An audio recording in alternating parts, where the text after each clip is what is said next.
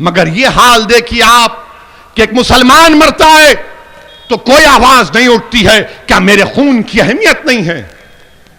क्या मेरे नौजवान की जिंदगी की कीमत नहीं है? क्या मैं कोई गंदी नाली का कीड़ा हूं कि बैतुल खला में ले जाकर मेरे बच्चे को, बेटे को मार दिया जाता है? खुड्डी के बाजू मेरे बेटे की लाश को फेंक दिया जाता है। मेरे अजीज दोस्तों और बुजुर्गों, यह इसलिए हुआ क्योंकि आपके पास उत्तर प्रदेश में कोई सियासी ताकत नहीं है। आपके पास मुट्ठी भर 3-4 मुसलमानों के आपके वोटों से जीते हुए कोई एमपी एमएलए होंगे। आपके पास क़यादत नहीं है, आपकी लीडरशिप नहीं है। आप मुत्तहिद अगर हो जाएंगे तो उत्तर प्रदेश में 19% मुसलमानों की क़यादत बनेगी।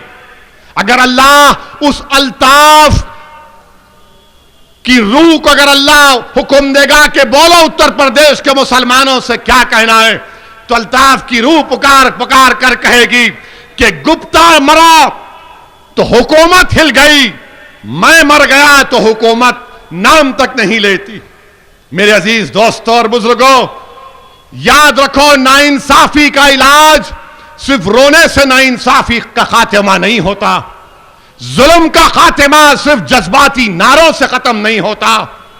हुकूक का हक को हासिल करना सिर्फ दुआओं से नहीं होगा, बल्कि दुआ करके उसको देखना कि मेरी दुआओं में कितना असर है, मैदान में उतरना पड़ता है। और आपके पास असदुद्दीन ओवैसी ये कहने के लिए आया है कि आप अपनी क़यादत को बनाइए, लीडरशिप को बनाइए। इतनी बड़ी ताकत में आप रहते हैं।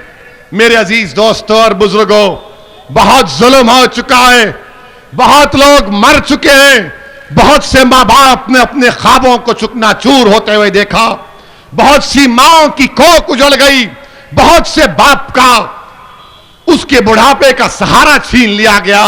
मेरे अजीज दोस्तों और बुजुर्गों, मैं तुमसे वोट की भीख मांगने नहीं आया हूं, मैं तुमसे सिर्फ ये भीख मांगने आया हूं कि अपनी एक सियासी लीडरशिप को बना लो, एक सियासी लीडरशिप को बना लो।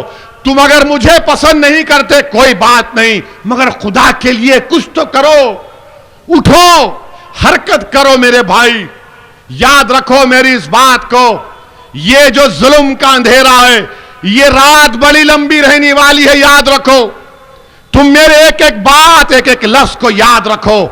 ये जुल्म की अंधेरी रात बड़ी लंबी रहने वाली है।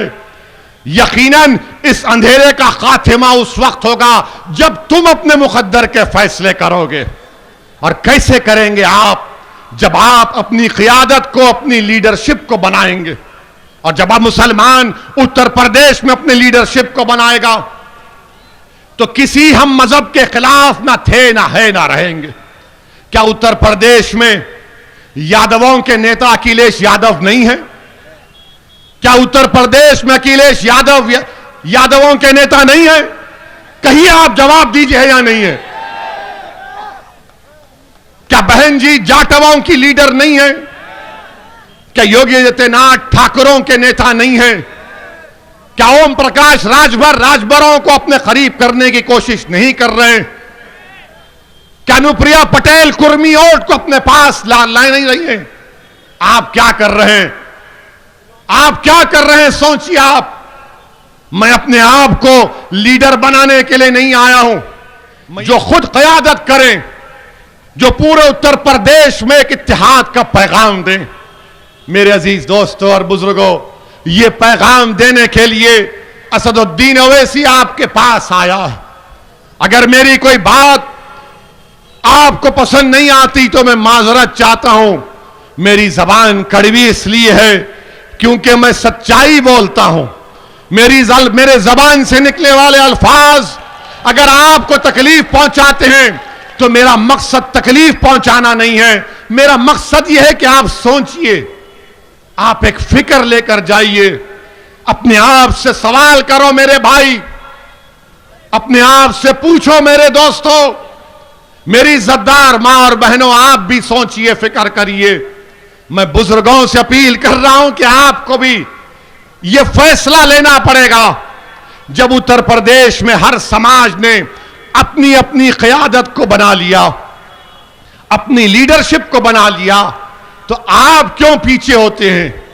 और कोई कहेगा कि क्या हमने मुरादाबाद से मोहतरम जनाब एसटी हसन को एमपी नहीं बनाया? कोई कहेगा कि क्या असदुद्दीन ओवैसी तुम्हारे हैदराबाद से आए हुए एक क्रिकेटर को हमने एमपी नहीं बनाया? मेरे भाई, आपने एमपी बनाया, आपने कायद नहीं बनाया। आपने किसी को एमपी बनाया, किसी को नेता नहीं बनाया। आपने एमपी बनाया मगर अपनी लीडरशिप को जमीन पर पैदा नहीं किया। आपने किसी को एमपी एमएलए जरूर बनाया मगर वो आपकी तकालीफ को, आपके जुल्म के खिलाफ आवाज नहीं उठा सकता।